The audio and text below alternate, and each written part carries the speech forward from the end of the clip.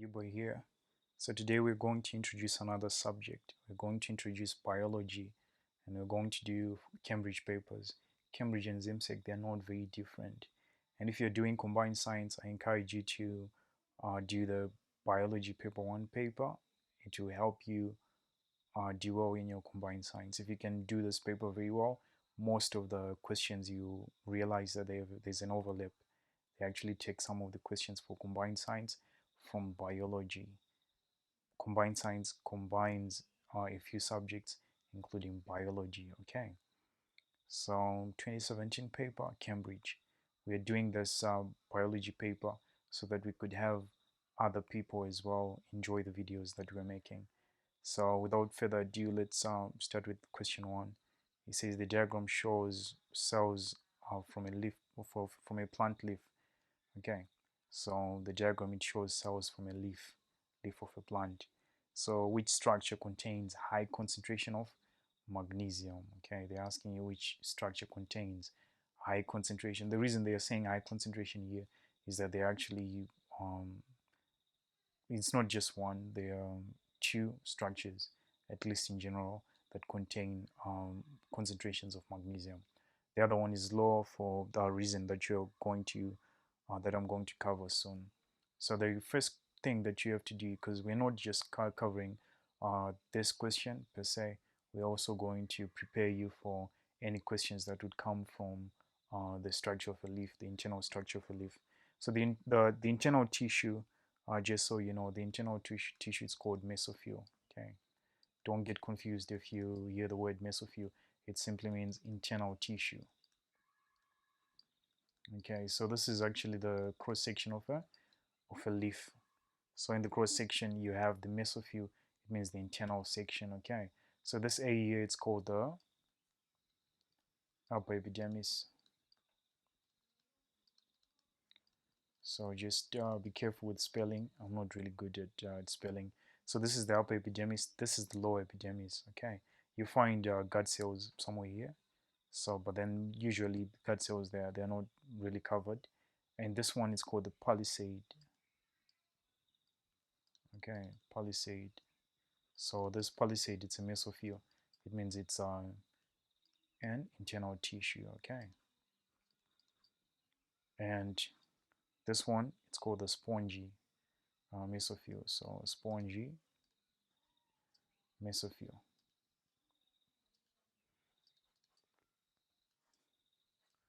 So this D here, it's just a vein, and a vein is xylem and phloem. They have two different. So there is what you call xylem, and there is two what you call, some say phloem, I think, but then I say phloem so that I don't botch the spelling. But anyway, the little things that you're seeing here, they're called chloroplasts. So chloroplasts, they contain chlorophyll. Chlorophyll is very important to photosynthesis. Okay, so high concentration of magnesium, you actually find it in the palisade cell. Okay, this one here. Why? Because magnesium in plants, it's found in enzymes. Okay, if we are to point to one single important element to photosynthesis in a leaf, it's what? It's magnesium. Magnesium is the powerhouse of photosynthesis. So chloroplasts, these little structures here, organelles here, they contain magnesium. Okay, magnesium is found in enzymes at the center of chloroplasts. So at the center of the chlorophyll molecule, you always find magnesium. So you find it in high concentration, where you have a high concentration of chloroplasts. So it would be the palisade mesophyll. Okay, let's quickly, this is also the part where you have the highest production per cell of this part here, the palisade mesophyll. It's also where you have the highest production per part of starch. Okay, because it's got so many chloroplasts. Let's quickly move to the next part. Remember, now it is part of your homework. Research what the xylem and phloem do. In terms of they're part of the vein of the leaf. So research what they do exactly. Let's quickly move to the next question. The next question says, which of the following processes will occur down a concentration gradient? If they say down a concentration gradient, what it simply means is the substance, it's moving from a place of high concentration to a place of low concentration. Okay, so it happens in diffusion or diffusion. It also happens in osmosis. Osmosis is just diffusion of water generally. So it happens here, it happens here. So it's either A or C. But then we have to choose. Does it also happen in active transport? So it doesn't happen in active transport. Actually, active transport, the definition, at least in part, we say that it's against. So let me write active transport.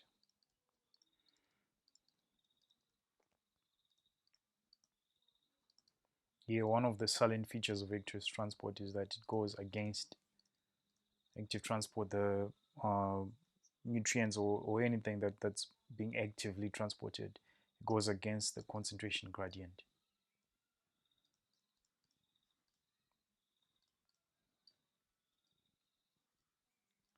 We say that this is a we say that this is an active process. What it simply means is there's an energy expenditure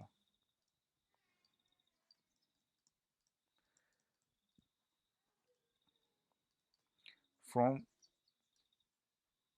respiration. Okay. And since this is biology, you would have to go an extra step and say from the ATP molecule. Okay, so the plant also respires, the plant. Okay, so it has an energy expenditure. This energy expenditure, it can use it to pump nutrients against the nutrients or some other molecules against the concentration gradient. This is called active transport. Okay, so active transport goes against concentration gradient. Okay, so against you. So this one wouldn't fly, so would I have to take C. C would be the answer here. Diffusion is the movement of substances from a place of high concentration to a place of low concentration without any energy. There is no energy expenditure required. Osmosis, it's specific to water molecule. So water moving from a place of high concentration to a place of low concentration. Okay, this was interesting. Let's go to question 3. Question 3 says a student cuts out 4 cylinders of potato. Okay, each cylinder is 30 millimeters long. So here they just want to tell you that the cylinders, they are the same length. It makes for good comparison. Okay, this is why they're doing it. So if you're doing an alternative to practical, or you're just thinking of practically how would they be doing it, why is it exactly that the cylinders, they are the same length? Because if they're the same length, then they can be compared easily. So the cylinders are all the same diameter, so they are also trying to emphasize that they are exactly identical. So the potato cylinders are placed in sugar solutions of different concentrations. Okay, so sugar solution of they're placed in sugar solution of different concentrations. After 1 hour, the lengths of the cylinders are measured again. The results are shown in the table. Okay, this is the table. Which sugar solution has a water potential close to that of the potato cells? Okay, so you're given this sugar concentration here. So what you have to realize is that it's not necessarily that the potato cells have a zero concentration of sugar. Okay, they actually have some concentration of sugar, but then they want to know now, like or how would the length of the potato change if we introduce this particular concentration here. So the it says which sugar solution has the potential closest to that of a potato cell. So here we are investigating what's called a potential gradient. Okay, a diffusion gradient. So diffusion, okay, diffusion gradient. So a diffusion gradient, what it does is that it compares the concentration of two things, and then it tries to establish a new equilibrium. Diffusion stops when the concentration is the same throughout. Okay, so that's what's happening. So we'd expect the length to be as big as possible in the cases where the concentration is vastly different. But then when we have just little change in concentration, we would know that the concentration was similar, such that there wasn't any change in length, any noticeable change. So what you're looking for here is deviation from the starting length. Here this is +3. Here this is +1. You're allowed to write on your paper, by the way. It's okay. So here it's plus what? Here it's -3. Here is -4. Okay. So here water was actually moving out. When water is moving out, what do we call that? When water is moving out, say it's a solution. This solution, we say that it's okay. So water moving out,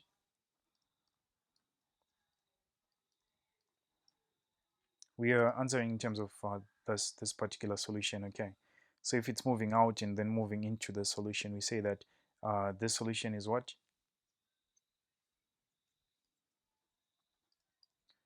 So external, let's say external solution is, we say it's hypotonic. Okay, this word here, that's what we say. Let me underline the correct way. So we say that it's hypotonic. It means that it's a solution that wants water so much, so it ends up like, sucking out at least some of the water from the potato, and then the potato shortens. And then when the water is moving in, we say that the solution is hypertonic. Okay, so water moving in. So this solution here, we are referring to sugar solution. Okay, water moving in, sugar solution is what? We say it's hypertonic. It means that it's got so much water. It's this one, it's called tonicity. Okay, so tonicity, look it up. What is tonicity in biology? This one is very important. Okay, so tonicity, it measures the effective osmotic pressure. It measures the osmotic pressure. So you have three. You have hypotonic. Hypotonic is when you have so much water compared to the other one. So compared to the potato, if this one has so much water, we say it's hypotonic. And then when it's got littler water than littler water in terms of concentration, if the concentration is lower than the concentration of water in the potato cylinders, then we would say that the solution is hypotonic. It means that it wants.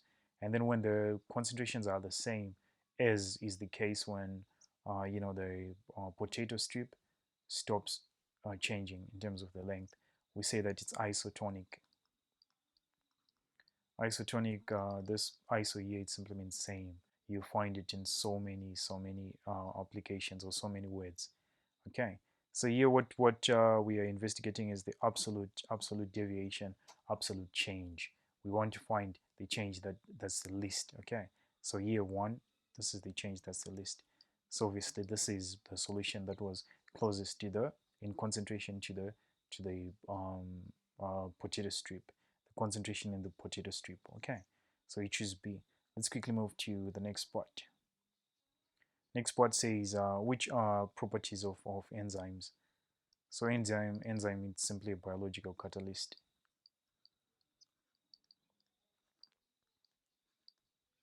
Catalyst, okay. A catalyst is any chemical that accelerates the speed of a reaction. It's a catalyst, okay. So reusable, many times a biological catalyst or enzyme, it's supposed to be reusable. So we're looking at either A or C. So this one you can actually cancel and say, oh, it's not B, it's not D, so that it's easier for you. You just concentrate on, and then specificity in action. Then it's obviously, in enzymes they're highly specific. So obviously it's what we're looking at A. And notice that I actually chose A before I even looked at the third one. The third one says unaffected by temperature. So unaffected temperature, obviously, unaffected by temperature. This is wrong. Okay, as we will see later, the optimum temperature. The optimum temperature is the temperature when you have the highest, beyond which, if you go beyond the optimal temperature, the rate of reaction decreases. If you go either lower or upper, it just decreases. Okay, so the optimum temperature, it's usually 40 degrees Celsius for most enzymes. Okay, so it's actually the rate of reaction or the properties of enzymes. One of the properties is that they are affected by temperature. Okay, so here it says unaffected, so we have to check that out. So we have to choose A. And so the specificity, I think you may have heard of what you call the um, lock and key hypothesis. If you haven't heard this, okay, just look it up. It explains how the substrate and the enzyme are somewhat like a lock and a key. It means they are very specific. You can't open any door with any key. You actually need a specific door for a specific key, at least in general. Okay, so that's it. And the other these are actually like the three factors of the three properties of enzymes. One is catalytic activity.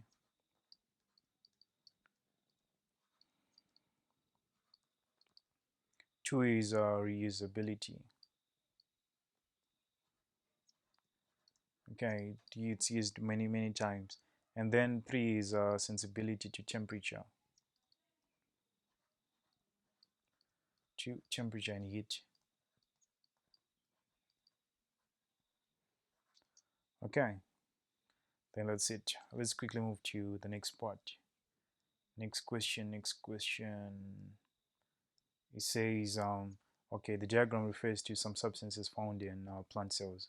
Which area of the diagram represents the end products of photosynthesis? So you're expected to know the word equation for photosynthesis. If you didn't know, it's carbon dioxide. The word equation is a statement that shows the reactants and the products, and also the direction of reaction. So carbon dioxide plus water,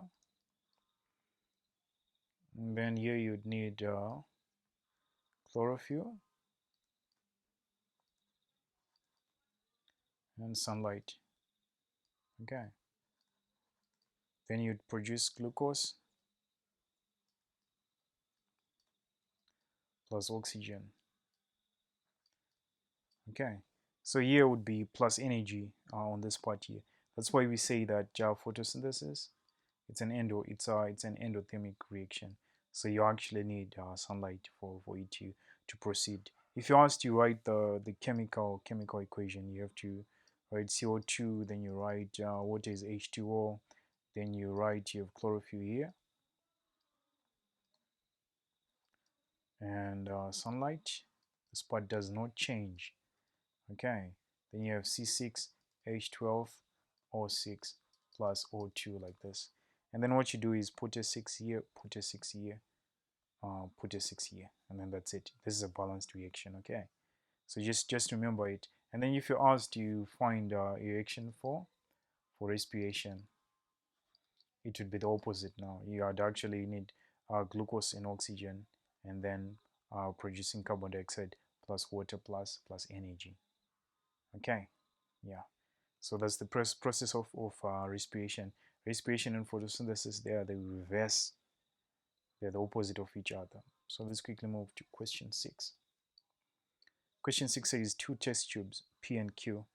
So this is test tube P, this is test tube Q, were set up, each containing a solution of red hydrogen carbonate. Okay, this hydrogen carbonate, it's an indicator. So they even say here. So what does it say? This is also called bicarbonate indicator.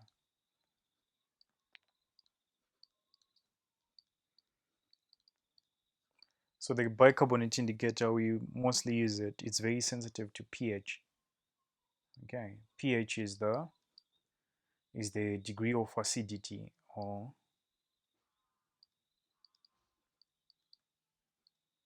the degree of acidity of a solution. Okay, so it measures the hydrogen ion concentration. If you're doing sciences, then you may know that sometimes you may get maybe 1.2 times 10 to the power negative 6 molar, like this, molar concentration, of which this is really hard to tell whether it's is it really acidic, and if it's acidic, can you compare it to something else, maybe let's say 2.4 times 10 to the power negative 4. Can you compare the degree of acidity? It might be a little bit hard. So what we do is that we find corresponding values of pH between 0 and 14.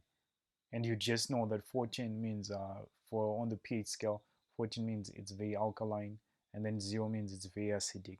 Okay, in between 7 means it's neutral. So anyway, we are using this bicarbonate indicator, and it measures the degree of pH, okay, the degree of hydrogen ion concentration. So when it's high concentration, this turns to yellow. Okay, hydrogen indicator turns yellow when the carbon dioxide concentration increases. Okay, so in here, if the carbon dioxide, if we expect the carbon dioxide concentration to increase, then we will say that the indicator will turn yellow, and it turns purple if the if the carbon dioxide concentration decreases. If it decreases, then it's purple. Similar pieces of the same aquatic plant. So this is important in terms of our experiment. Okay, what they want to do is they strip here the indicator. It's put in the solution here. So the indicator, when it puts in the solution, that means the plant here, that plant that we have to use, it will be an aquatic plant. It's a plant that grows in a river or in water in general. Okay, so we place this, and then one is covered, one is uncovered. So this one, black light proof cover, it means we are stopping the sunlight from coming in, but then here the sunlight will always obviously be coming in. Okay, so you ask now, what would be the color change, the color of hydrogen carbonate indicator and the tubes after 4 hours. So the idea is we have to identify which processes are happening where. So both processes, respiration and photosynthesis, are happening in this case here. But then the dominant process is photosynthesis. That's the dominant process here. Why? Because we have sunlight, creeping in here. So we also have carbon dioxide being drawn, and we have water as well. It's there already. And then this the dominant here process, it's photosynthesis. The dominant process here, it's respiration. So respiration is the dominant process here. Why? Because this is covered, so there's no light coming in. Light, it's a limiting factor. It means that when there's no light, there's no photosynthesis. Okay, so here the dominant process would be respiration. If it's respiration, that means that our plant will be respiring and then taking in oxygen and then giving out carbon dioxide. Thereby the carbon dioxide concentration in Q, it obviously increases, such that we expect Q to be heavily yellow. Okay, so we're now cancelling this one and this one. So now we have to determine here. Here would it be the same way to change? So here we're told, just to recap, it turns purple when the carbon dioxide concentration decreases. So obviously the carbon dioxide concentration here decreases. Why? Because this aquatic plant, it's using up the carbon dioxide. Okay, so we expect it to turn purple. Okay, so we'll choose this one instead. So it'd be B. Okay, that's it. So let's quickly move to the next part. So just a recap. The even in a plant, if a plant is it's during the day, a plant will be doing two processes: photosynthesis and respiration. Respiration, in plant, it's always respiring.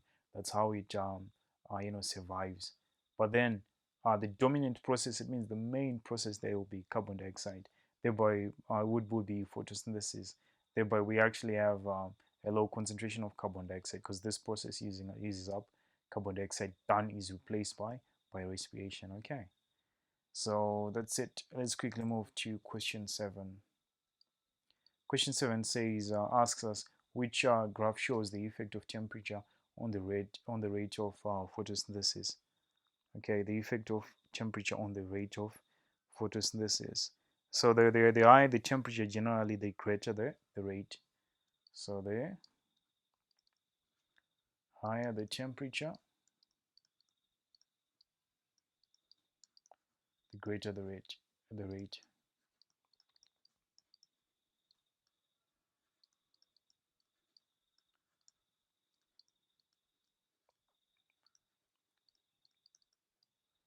Okay, this is you. If you want to analyze exactly how this happens, you study this. It's called the Lee Chatelier's principle. It investigates how several factors affect the rate of reaction of any reaction. Okay, so you can study this and then it will help you out.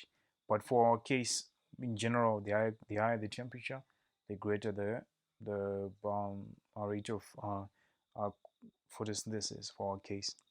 But then now the problem is that there is a limit, just like what we talked about earlier. There's a limit. It's 45 degrees Celsius for most enzymes. So for most reactions also, especially photosynthesis that use some enzymes are somewhere in there. It means that you would expect that if they reach 40, beyond 40, it means the rate of reaction would decrease. Okay.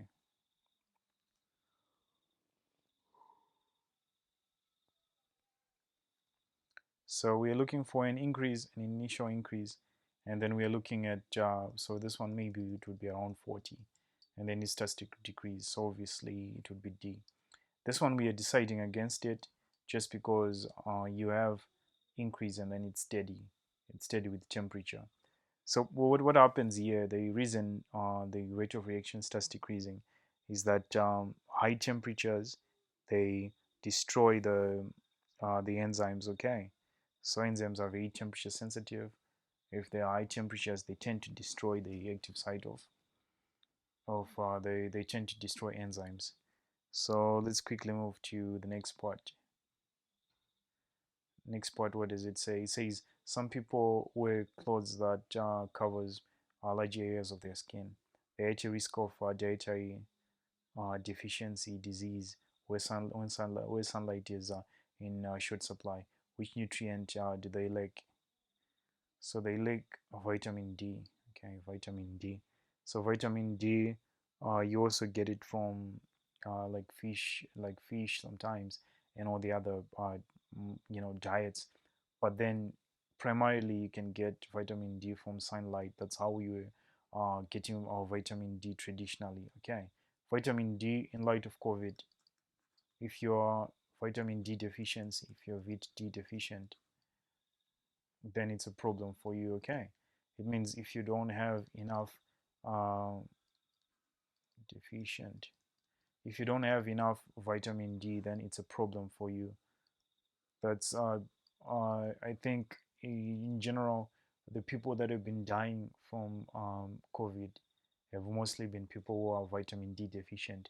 And interestingly, black people and brown people, they absorb less um, vitamin D for the same exposure compared to white people. Okay. Yeah, and then it's a matter of placement as well. When you're in Africa, the direct sunlight, at least for in most areas, it's really sufficient. So you don't want to have too much of it, and it's usually sufficient. But then when you go outside now and go to some countries where the weather is it's very hot and you barely see the sun, then it becomes a problem. And then you actually take supplements. So supplements, or sometimes you can get some from your diet, but it's almost always never enough to get vitamin D from diet. And the other thing, just a little bit, on the side, vitamin D. If you are vitamin D sufficient, your immune system, it works more or less like a sniper. Okay, so it identifies, let's say, there's a pathogen or there's a virus that's there, and then it wants to deal with it. It's like a sniper. But then when you're vitamin D deficient now, your immune system, it's like a machine gun. It's just flying in, and it's kind of blind, and sometimes it even tends to attack your own organs as well in the process. Okay, so there's vitamin D. It's very essential. I work freelance. I'm always working indoors, so I actually take my vitamin D supplements. You will have to consult a doctor because there's also the issue of toxicity. Okay, so toxicity, it's not only a vitamin D issue, it's also um, any nutrient. So even water, there is what you call water intoxication. So water can be a toxin if consumed in excess. Okay, let's quickly move to the next part. Weight. So here, calcium is for bone formation. So iron is for hemoglobin. So vitamin C is important in repair, rebuilding, and maintaining connective tissue. Okay, if you're vitamin C deficient, you get a condition called scurvy. You have to look up the spelling here. Well, my spellings are very lousy, but you get this condition is called scurvy. So the way that you deal with that really fast is to eat orange peels. Orange peels, okay. So those are the skin of an orange. They're very high in vitamin C. Okay, so you want to eat those if you're suffering from scurvy. Okay, let's quickly move to the next question. Look up the spelling of scurvy. I could have botched it there. Which is not a function of the liver. So which is not a function of the liver. So it's C, secretion of insulin. Okay, this is a function of pancreas. Everything else is a function of the liver. Now your task would be to remember this. Remember that your liver is the one that converts glucose to glycogen. This is called glycogenesis. Okay, remember it. Commit it to memory now. The functions of liver is to convert glucose to glycogen, to also store the glycogen, and also this one is called protein synthesis. Synthesis simply means making. Synthesis, like this.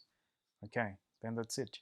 Let's quickly move to last part for this video. So a person has a blockage in their bile duct. What was the result of this? So a person is of a blockage in their bile duct. What's the result of this? So the most common cause, it's called gallstone. So that's the most common cause. So gallstones, what they are is their cholesterol, their fat. Cholesterol. Cholesterol is simply fat. Okay. So these gallstones, they are made in the gallbladder and they move into the bile duct. And then the bile duct, now they tend to block there. So they happens because of slower digestion of fats. Okay. Because bile converts fats into fatty acids. So if it's not very efficient, then it tends to form gallstones, which go and then block the bile duct. Okay, so that's it for today. Let's continue with question 11 to 20 in the next part. Thank you for watching. Make sure you like, share, and subscribe. Yubo out.